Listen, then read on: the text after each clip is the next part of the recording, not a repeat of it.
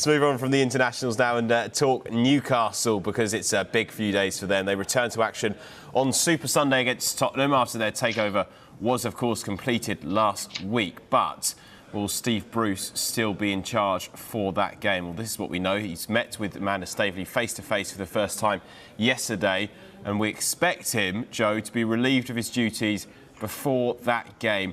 What's your opinion of this situation? Do you have sympathy for Bruce, or do you think it's the right move?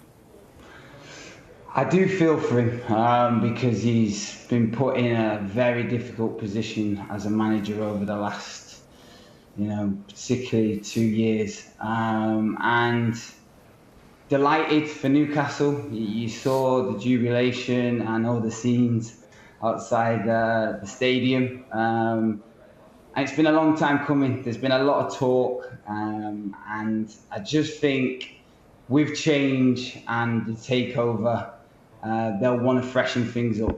And I mean that from a staff point of view and also players' point of view. So it's going to be an interesting 12 months for Newcastle for definite. Well, before we ask who would come in if Bruce does go, Joe, I want to ask you from a player's perspective. You've been in a dressing room, OK? Maybe not quite one like this when the richest owners in the world have come in. But a lot of those players will be thinking, well, they're going to want rid of me, all right? Unless you're Sam Maximum or Wilson, maybe Dubravka. Their place is now at risk in the squad, let alone in the first team. What's it like for a player? It's that uncertainty. It's quite daunting. And you almost want to get that clarity and understand, right, get the new manager in, if the new manager is going to come in. And let's find out what he wants from me moving forward. Am I in his plans?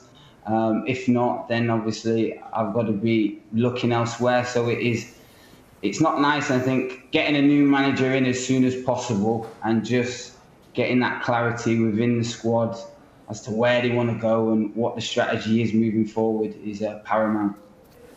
James, let's talk about the players that could come in, because I think this is what's getting Newcastle fans very excited at the moment. Thinking back to that Man City takeover, I remember that before they got the huge players in, there was a period of time where they spent big, but they spent big on players which weren't the top echelon of players, you might suggest. Do you expect that to happen? There a bit of a transition period here for Newcastle, perhaps?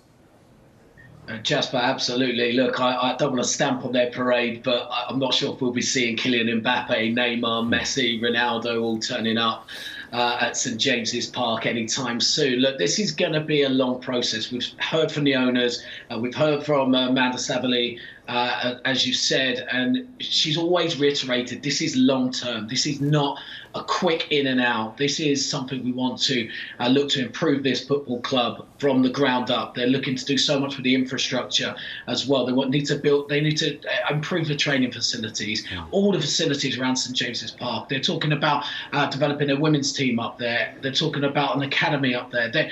Everything's going to start from the ground up, and I think Newcastle fans have to just be a little bit patient about what's going to happen with the playing staff. I think, look, the kind of players for me that spring out at the top of my head, although one player's just signed a long-term contract, doesn't mean anything in football. Those James Ward-Prowse, that sort of player would be, to me, a really good addition for a club like Newcastle. Maybe Burnley's James Tarkowski as well would be a good centre-back addition.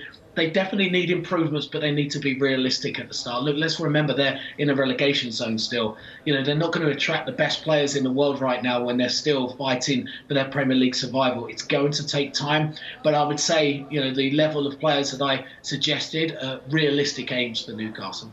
Joe, you've got about 5 seconds. Who do you expect to be the next manager if Bruce goes?